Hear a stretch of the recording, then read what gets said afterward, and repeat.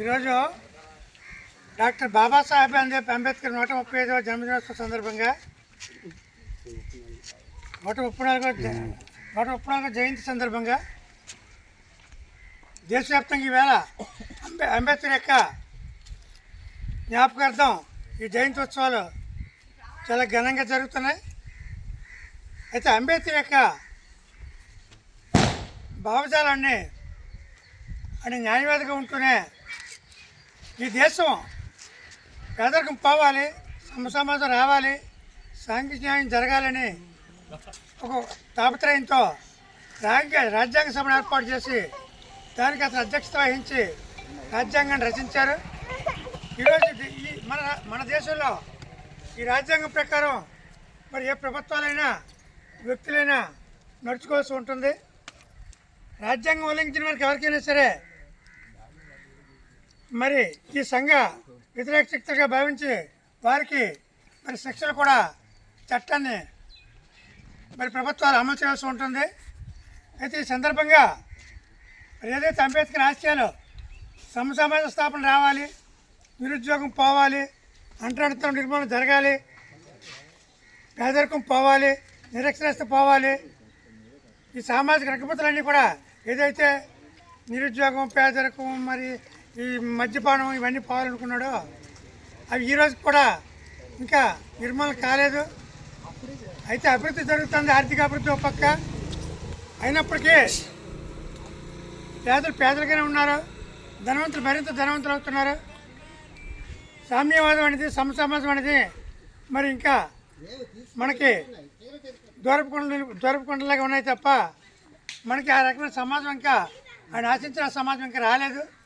మరి దానికోసం ఈ ప్రభుత్వాలు పక్క కృషి చేయాల్సిన అవసరం ఎంతైనా ఉంది.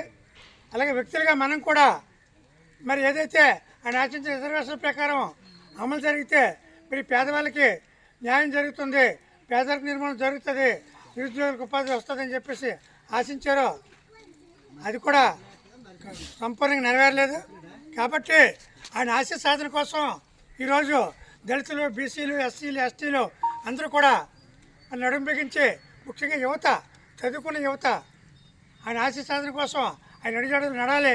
ఆయన ఏదైతే గొప్ప మేధావిగా రాణించారో ప్రతి ఒక్క కుర్రాడు కూడా అతను ఆదర్శంగా తీసుకొని బాగా కష్టపడి చదివి అనేక రంగాల్లో విద్యార్థులుగా కాకుండానే మరి నిరుద్యోగులు మిగిలిపోకుండా వ్యాపారాల్లో, ఉద్యోగాల్లో పెద్ద పెద్ద డాక్టర్లు, ఇంజనీర్లుగా, సైంటిస్టులుగా, మరి రాజకీయ నాయకులుగా అన్ని రంగాల్లో కూడా రాణించినప్పుడే పేదలు ఆయనకి ఆత్మశాంతి కలుగుతుంది. కాబట్టి ఈ యొక్క పేదరిక నిర్మాణం కోసం ఏదైతే ఈ భూములు పంచాలి, కంపెనీలు పెట్టాలి, నిరుద్యోగ పేదల కేంద్రం కూడా ఉద్యోగాలు రావాలి, ఆ రకంగా ప్రజల కొనుగోలు శక్తి పెరిగితేనే దేశం ఆర్థికంగా అభివృద్ధి చెందుతుంది అనేది గమనించి మరి ప్రతి యువకుడు కూడా ఈరోజు కష్టపడి చదవండి, ఆయన ఆశయ సాధన కోసం ఆయనలాగా మేధావులుగా తయారు కాండి. ఈ దేశానికి ఏదైతే మార్గదర్శకం వహించారో మీరు కూడా ఆ రకంగా మార్గదర్శకం వహించి ఈ యొక్క దేశాన్ని అభివృద్ధి పథకం నడిపించడంలో మనందరం కూడా భాగస్వాములు అయినప్పుడే సామ్యవాద సమాజం, సాంఘిక న్యాయము, పేదరిక నిర్మూలన, నిరుద్యోగ నిర్మూలన జరిగినప్పుడే ఆయన ఆశయ సాధన కోసం మనందరూ కూడా కలిసికట్టుగా కృషి చేయాలని చెప్పేసి జనసేన పార్టీ తరఫున మీ అందరికీ కూడా విజ్ఞప్తి చేస్తూ ఈ అవకాశం మీ అందరికీ కూడా ధన్యవాదాలు.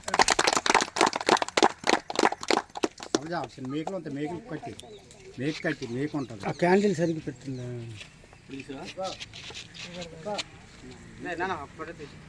మామూలుగా నిలబెట్టండి. అలా అది చిన్న ఉంపు ఉందిరా, అందుకే పడిపోతుంది. అది చిన్న